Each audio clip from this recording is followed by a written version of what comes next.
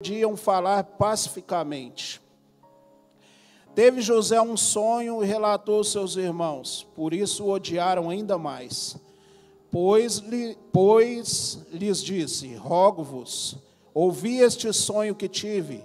Atávamos feixes no campo, e eis que meu feixe se levantou e ficou em pé, e os ossos feixes rodeavam e se inclinavam perante o meu.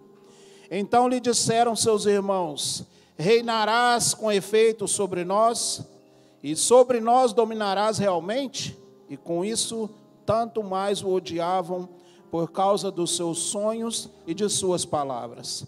Teve ainda outro sonho, referiu aos seus irmãos, dizendo: sonhei também que o sol e a lua, estrelas, se inclinavam perante mim.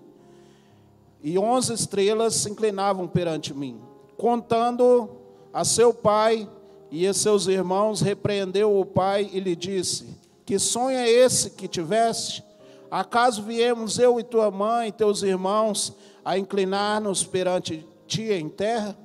Seus irmãos lhe tinham ciúmes. O pai, no entanto, considerava o caso consigo mesmo. E como foram os irmãos apacentar o rebanho do pai em Siquém, perguntou Israel a José: não apacentam teus irmãos o rebanho em Siquém? Vem, enviar-te-ei a eles. Respondeu-lhe José: eis-me aqui. Disse-lhe Israel: vai agora e vê se vão bem os teus irmãos e o rebanho, e traze-me notícias. Assim enviou do vale de Hebrom e foi a Siquém. E um homem encontrou a José e andava errante pelo campo, e lhe perguntou: que procuras? Respondeu: procuro meus irmãos. Diz-me onde apacentam eles o teu rebanho. Disse-lhe o homem: foram-se daqui, pois ouvi-os dizer: vamos a Dotã. Então seguiu José atrás de seus irmãos e os achou em Dotã. De longe o viram e, antes que chegasse, conspiraram contra ele para o matar. E diziam um ao outro: vem lá o tal sonhador. Vinde, pois, agora, matemo-lo e lancemo-no numa dessas cisternas, e diremos: um animal selvagem o comeu, e vejamos em que darão os sonhos. Mas Rúben, ouvindo isso, livrou-o das mãos deles e disse: não lhes tiremos a vida. Também lhes disse Rúben: não derrameis sangue, lançai-o nessa cisterna que está no deserto, e não ponhais mão sobre ele. Isto disse para livrar deles, a fim de restituir ao pai. Mas logo que chegou José a seus irmãos, despiram-lhe da túnica, e túnica talar de mangas compridas que trazia. E tomando-o, lançaram na cisterna vazia, sem água. Ora, sentando-o para comer pão, olharam e viram uma caravana de ismaelitas que vinha da cidade de Gileade. Seus camelos traziam aromatas, bálsamo e mirra, que levavam para o Egito. Então disse Judá a seus irmãos: de que nos aproveita matar o nosso irmão e esconder-lhe o sangue? Vinde, vendamos aos ismaelitas, não ponhamos sobre ele mão, pois é nosso irmão e nossa carne. Seus irmãos concordaram, e passando os mercadores midianitas, os irmãos de José o alcançaram, e o tiraram da cisterna, e o venderam por 20 ciclos de prata aos ismaelitas. Estes levaram José ao Egito. Eu vou ler até aí, mas eu quero que você sente no seu lugar. Quero que você preste bastante atenção no que Deus vai falar comigo e com você. Irmãos, a história de José é uma das histórias assim, que, se não a mais conhecida, uma das mais conhecidas da Bíblia. Muitas pessoas cristãs e não cristãs conhecem a história de José do Egito. Mas o José, ele teve um sonho, e nesse sonho, Deus ia realizar um grande feito na vida dele. Mas esse sonho que Deus ia realizar na vida dele, não era um sonho para o deleite dele. Era um sonho para que ele, através dele, Israel seja salvo da fome. Irmãos, o projeto que Deus tinha na vida dele era grandioso. José, naquele momento, ele não entendeu isso, mas ele viu que vinha de Deus o projeto. Então, ele projetou algo dentro dele, e ele não sabia que a jornada dele ia dar no que deu. A jornada dele foi uma jornada de fé, porque em momento algum a gente vai ver falar que dentro desses capítulos, de 37 até o final, a gente não vai ver falar que José abandonou a Deus. Não, ele permaneceu firme. José, ele começou ali a jornada dele de uma forma diferente de todos nós. Ele teve um sonho, e o sonho causou revolta entre as pessoas que ele contaram, inclusive os pais, e ele começou a trajetória da jornada dele de uma forma diferente. Eu e você não, nós começamos no final do ano no altar, colocando aqui a nossa jornada anual. Tem vários tipos de jornada diária, jornada de trabalho semanal, uma jornada de viagem, várias jornadas. É nossa jornada anual de entrega do nosso projeto de vida diante do altar foi no final do ano. Nós colocamos no altar, nós oramos, nós dobramos o nosso joelho, nós jejuamos, nós entregamos. Os pastores, os obreiros oraram. Talvez familiares seus colocaram diante do altar esse projeto que está dentro do meu e do seu coração. A jornada de fé nossa foi diferente de José, porque nós começamos no altar, nós entregamos no altar, e ele foi forçado a fazer a jornada dele, porque os irmãos deles tinham ciúmes deles.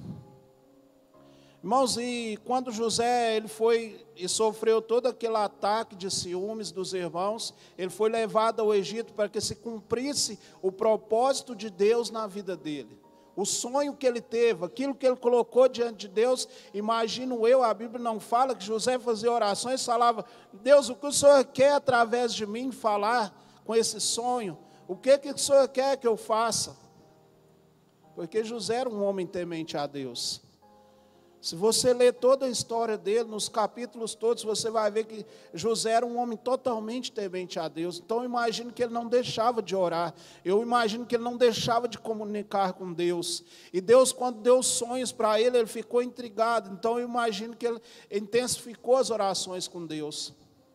E Deus então começou a colocar o plano dele em prática, levando ele para o Egito, porque se ele pudesse governar em cima dos pais e dos irmãos, ele tinha que estar num lugar que ele podia governar, e esse lugar, naquele lugar, tinha que ser o Egito. Então ele foi levado para lá de uma forma brutal, como escravo, sem direito às escolhas, sem direito a prazeres, sem direito a uma vida tranquila. Não, ele foi levado, arrastado à força. E ali, quando ele foi levado para lá, irmãos, ele não desistiu da fé dele, que Deus tinha colocado no coração dele. Então a Bíblia fala que ele começou a fazer o melhor naquele lugar que ele estava, porque ele foi colocado na casa de Potifar. E quando colocaram ele na casa de Potifar, ele fez o melhor dele, ainda como escravo, ele foi lá, fez tudo melhor, ele deu o melhor dele, ele fazia tudo com perfeição, procurava fazer tudo com muito zelo. Então, o Potifar viu a estratégia daquele homem, colocou ele para governar toda a casa dele. E ele mesmo passando aborrecimentos com a mulher de Potifar, e foi preso. E quando ele foi para a cadeia, lá também, ele deu o melhor dele de onde ele estava, preso, encarcerado, maltratado, porque não pense você um prisioneiro, não adianta, ele não vai ser bem tratado, ele vai ser maltratado. E ele foi maltratado. E ali encarcerado, maltratado, ele continuou com a mesma fé, dentro do coração dele. Não, Deus falou que vai me dar o sonho e eu vou estar lá naquela posição, então eu vou continuar. E ele começou fazendo o melhor. Ele fez o melhor, tão bem feito dentro daquela cadeia, que o carcereiro colocou ele como chefe de todos os outros presos. Porque ele fez bem feito, ele fez com perfeição. Ele não desanimou da fé que Deus tinha colocado dentro do coração dele de governar. Então ele ficou um tempo ali, muito tempo preso. Até que um dia desvendou um sonho, E naquele sonho ele revelou algo muito profundo naqueles homens. E aquilo que ele revelou aconteceu, do copeiro e do padeiro. O padeiro morreu e o copeiro... Eu não sei se eu estou trocando agora. Eu sei que um morreu e o outro ficou vivo. Agora há pouco eu vou ler para você entender. Mas ele revelou um sonho. Irmãos, e quando ele revelou o sonho, aquela pessoa chegou diante lá do faraó, e o faraó com um grande problema lá, porque ele teve um sonho das 7 vacas gordas e as 7 vacas magras, e as 7 vacas magras comiam as gordas. Irmãos, então ele teve aqueles 2 sonhos, ficou perturbado. E aquele homem lembrou de José e falou, manda chamar aquele homem que está lá no cárcere, que aquele homem lá faz a revelação de um Deus. Eles não sabiam que era o Deus Altíssimo, aquele que nós servimos. Mas eles chamaram então, e ele revelou a Faraó sobre o sonho. Falou que ia vir 7 anos de fartura, ia ter muita fartura, mas depois de 7 anos de fartura ia ter 7 anos de miséria. Então José, além de revelar o sonho para ele, mostrou para Faraó uma solução para o problema que ele tivera. E Faraó então colocou ele no lugar onde deveria estar, que o propósito de Deus ia cumprir, e ele se tornou governador do Egito.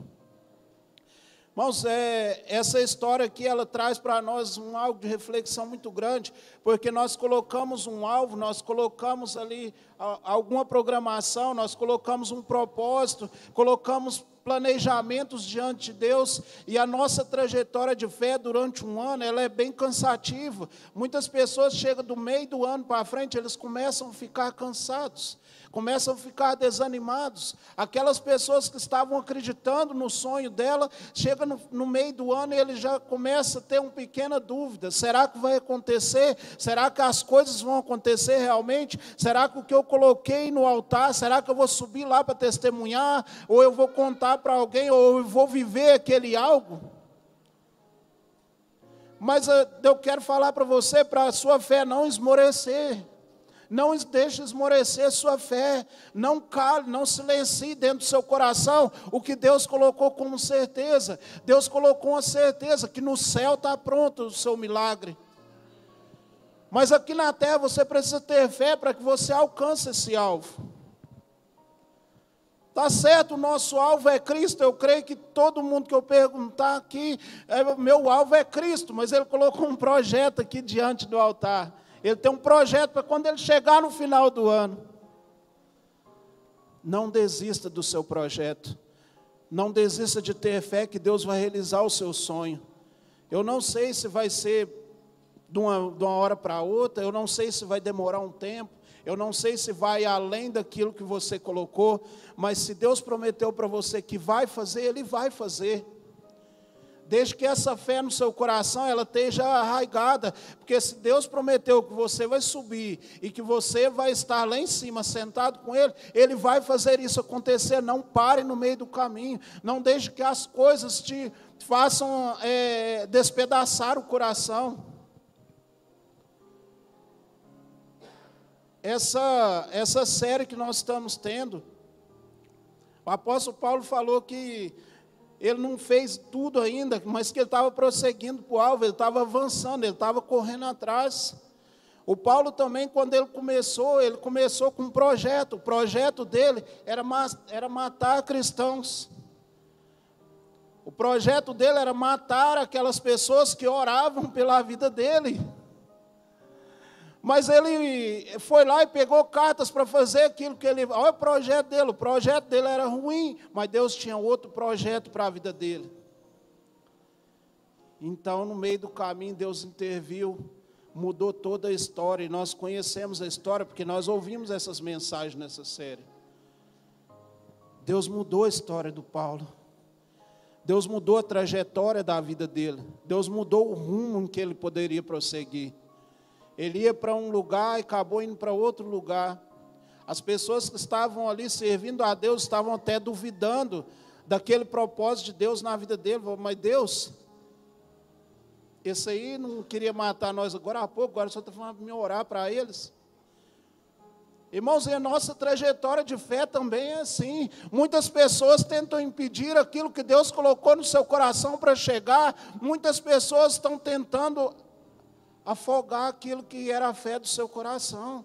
Irmãos, mas você não precisa ter raiva dessas pessoas, você não precisa sentir ódio dessas pessoas, você não precisa maltratar essas pessoas, você simplesmente tem que orar, aconselhar, falar para ela o quanto ela é importante para Deus. Deus vai realizar o sonho dele na sua vida, mas de uma forma que não é minha, não é sua, porque a nossa forma é uma forma imperfeita, é uma forma que nos leva à perdição.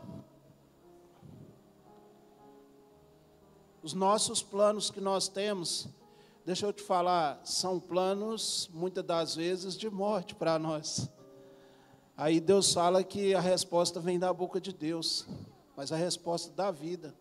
Muitas das vezes nós fazemos planos, e os planos nossos são até bons, mas nós no meio do caminho começamos a nos perder. Começamos então a desviar o foco da atenção, e Deus então começa a tratar, Ele começa a agir, porque Ele prometeu para você, então Ele começa a trabalhar, mas de uma forma diferente da minha e da sua, de uma forma que eu e você vai alcançar verdadeiramente o alvo, vai alcançar verdadeiramente o propósito daquilo que nós saímos do início do ano, que é chegar e chegar bem. Quem quer chegar bem até no final do ano? Quase todo mundo está igual eu, quero chegar bem.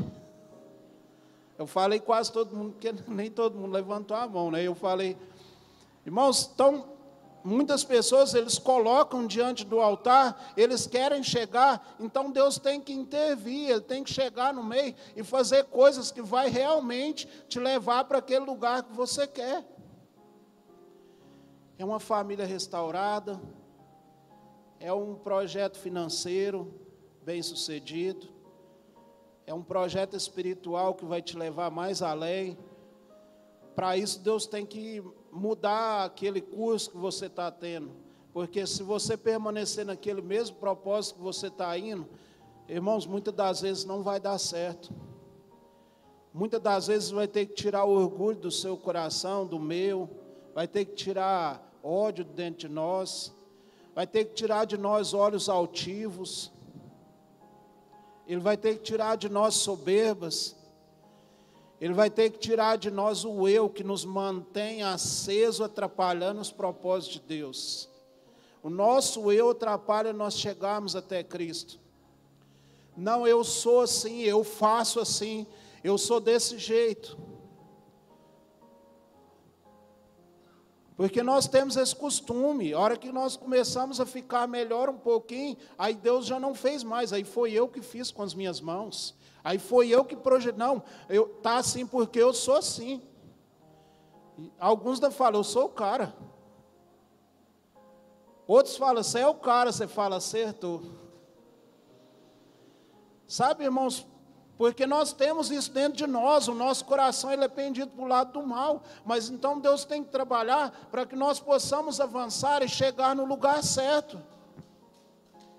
Chegar no lugar que nós projetamos lá atrás, apesar do nosso coração ser pendido para o lado do mal, mas nós pensamos coisas boas, nós projetamos coisas boas, nós falamos assim, não, agora eu vou mudar de vida, agora eu vou mudar de hábito, agora eu vou comprar um carro, vou comprar uma casa, eu vou ser alguém, agora eu vou ser mais espiritual, agora eu vou fazer a obra melhor, agora eu vou estar na presença de Deus mais vezes, agora esse ano eu não vou faltar de culto nem um dia. Aí vem a primeira dificuldade. Aí eu vou ter que sentar hoje, porque hoje está feio. É assim que o nosso coração faz, o nosso corpo fica pedindo para ficar quieto. Então Deus tem que intervir. E Ele muda a nossa trajetória.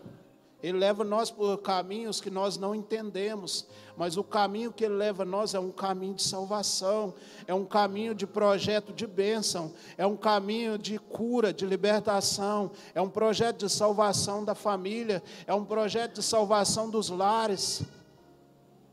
É um projeto que nos vai fazer alcançar algo que nós queríamos tanto quando nós aceitamos Jesus. Que coisa linda quando aceitamos Jesus. Tudo é muito bonito, tudo é muito bom, os irmãos são bons demais. O fulano de tal ora por mim, ele fala comigo, ele me aconselha, e o tempo vai passando. Aí a pessoa já olha e fala: não, mas aquele irmão de novo. Aquela mensagem eu já até escutei. Você escutou a mensagem, mas deixa eu falar para você. A palavra de Deus, ela se renova a cada manhã.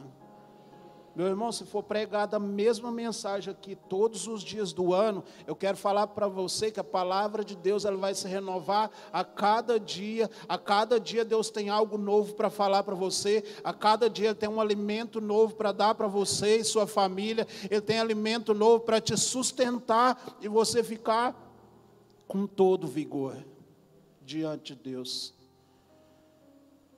Que o nosso Deus não é igual eu e você. Nosso Deus, Ele não falha.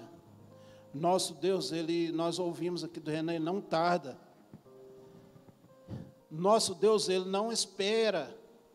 Não, o nosso Deus faz tudo no tempo certo, do jeito certo, da forma certa. Ainda que nós não entendamos, ainda que nós não queremos aceitar, ainda que nós rejeitamos, Deus faz as coisas certas. Nós só não conseguimos entender o propósito de Deus para nós alcançarmos o alvo. E se você tem um alvo para chegar, irmão, quero falar para você: permanece na fé. Permanece no propósito. Permanece firme, ainda que seja difícil.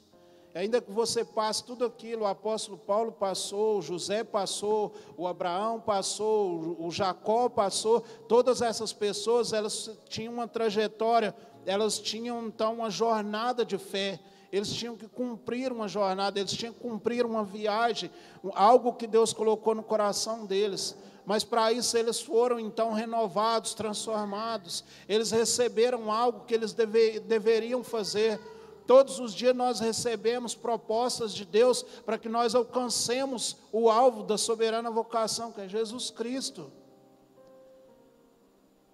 Aí talvez você fala: mas como que eu recebo isso? Eu não estou vendo. Irmãos, você recebe aqui. Irmãos, vai ter oração na sexta-feira. Vem, ora, dobra seu joelho no altar. Irmão, vamos levantar um jejum. Opa, vou jejuar. Irmãos, tem alguém no seu lar fazer e pregar a palavra. Eu vou convidar todos os meus vizinhos. Irmãos, todos os dias Deus está colocando um projeto, uma forma de você alcançar. Porque quando você está com Jesus, Jesus te guia pelo caminho certinho, Ele te faz levar no lugar certinho, Ele não cria atalhos, Ele não cria modos de você chegar, Ele não dá o jeitinho brasileiro. O povo fala que o brasileiro tem um jeitinho, né? Mas não tem não, o jeitinho nosso é o jeitinho de Cristo. O meu jeitinho é de Cristo. Quem tem um jeitinho de Cristo aí, dá um glória a Deus. Todos nós temos o jeitinho de Cristo. O brasileiro que tem um jeitinho, esse não é de Cristo. Eu tenho um jeitinho de Cristo. Sabe por quê, meu irmão? Porque é Deus que vai nos guiar para o lugar certo, não tem outro jeito. Não adianta você sair daqui e falar: agora eu vou arregaçar as mangas, vou fazer, vou acontecer. Não adianta. Não faça isso com as suas mãos, continue na fé. Não, eu tenho certeza que Deus vai fazer. José, naquele dia que ele foi vendido como escravo, ele não desanimou. A Bíblia não fala que ele murmurou, que ele reclamou. Eu acredito que ele ficou dentro daquela gaiola lá, sendo levado como escravo, talvez as mãos amarradas, não sei, mas ele ficava assim: oh Deus, eu sei que o Senhor vai me sustentar, eu sei que aquele sonho veio do Senhor e o Senhor vai realizar. Eu creio que dentro do coração dele tinha uma alegria, porque ele tinha certeza do que Deus ia fazer. Então, aquilo deu ânimo, Guilherme, para ele continuar. Vou continuar. Não interessa o que acontece, hoje eu estou cansado, mas eu vou continuar, estou com raiva do fulano, mas eu vou lá porque Deus vai tirar essa raiva de dentro do meu coração. Eu não estou querendo olhar nem para a cara. Vai que Deus vai te libertar, vai que Deus vai tirar de dentro de você, porque Ele quer cumprir o propósito que você colocou no altar dEle. Ele quer fazer uma obra tão maravilhosa que você jamais imaginou dentro do seu coração.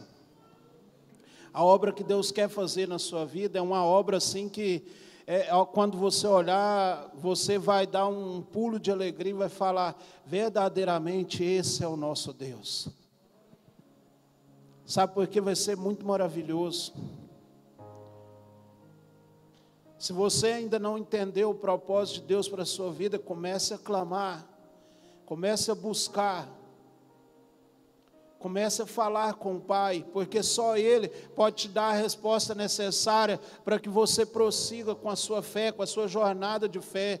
Você que chegou até aqui no meio do ano, meu irmão, não desanime, não pare, continue prosseguindo. Você que começou o ano no altar, termine no altar, porque do altar vem resposta para a sua vida. É do altar que Deus quer abençoar a sua família. É do altar que Deus tem um projeto para entregar nas suas mãos. Você começou no altar, termine no altar. Se você não começou no altar, termine no altar da mesma forma, porque tem resposta preparada para você. Faça isso. Faça como José, ele permaneceu. Ainda que difícil, ainda que com muitas dificuldades, ainda que parecia que não ia dar mais certo, ele permaneceu. Eu não sei como que José passou, eu não sei como que estava a mente dele, eu não sei se ele chorou, se ele esperneou, porque muitas das vezes nós, com a nossa fraqueza também, por mais que nós estejamos firmes, nós choramos sim, nós falhamos, nós entregamos assim, falamos, Deus, eu estou com o meu corpo tão cansado, porque está difícil. Mas eu quero falar para você, ainda que esteja dessa forma, não desista da sua jornada de fé para chegar até o lugar que você colocou no altar de Deus. Não desista do seu familiar, não desista dos seus filhos, pais. Filhos, não desista dos seus pais. Empregado, não desista da sua empresa. Patrão, não desista do seu empregado, não desista das coisas que Deus colocou para você. Na hora certa, se Deus quiser tirar você de lá, Ele vai tirar. Talvez está difícil mesmo, a jornada é cansativa, as coisas não acontecem do jeito que nós queremos. Mas o que nós não podemos é parar no meio do caminho, porque se nossa jornada é de fé, irmãos, a Bíblia fala que a fé é a certeza das coisas que nós não vemos, mas que nós temos certeza que vai acontecer. Você tem que ter certeza quando você colocar no altar. Talvez até agora você ainda não está vendo, meu irmão, mas Deus já preparou, Ele prometeu que Ele preparou. Ele prometeu que Ele já escreveu lá, assim, ó, o Emerson agora vai ser um vitorioso no final do ano. Continua, Emerson. Continua. Deus já escreveu lá. Deus colocou o seu nome lá no livro da vida e falou, esse vai morar no céu comigo e com meu Pai. Esse vai cantar com os anjos, santo, santo, santo é o Senhor dos exércitos. Aquele que vive, aquele que reina, aquele que para sempre governará as nossas vidas. Está escrito lá o meu nome e o seu. Você crê que o seu nome está escrito lá? Eu creio que o meu nome está escrito lá, por isso eu vou permanecer até o fim. Eu quero convidar você a permanecer até o fim. Honra a Deus com a sua vida, porque Deus vai te honrar. Honra a Deus com as coisas que você faz, honra os compromissos com Deus que você tem. Honra a Deus com a sua presença na casa dEle, honra a Deus com a sua presença falando do amor dEle. Honra a Deus com aquilo que você faz para Deus. Pregar o Evangelho, falar do amor de Jesus, falar das coisas que Deus colocou no seu coração. Participe das reuniões. Seja dizimista e ofertante nessa casa, porque essa casa ela só vai ter essa abundância que você está vendo. Vai ter luz, vai ter som, vai ter banco, vai ter banheiro, vai só por causa do dízimo e oferta. É isso que sustenta essa casa. Você acha que Deus fala assim, pastor, vai ali de fora que eu vou fazer chover um monte de dinheiro para você pagar? Não é, irmão. irmão. É o dízimo e a oferta nosso que faz isso.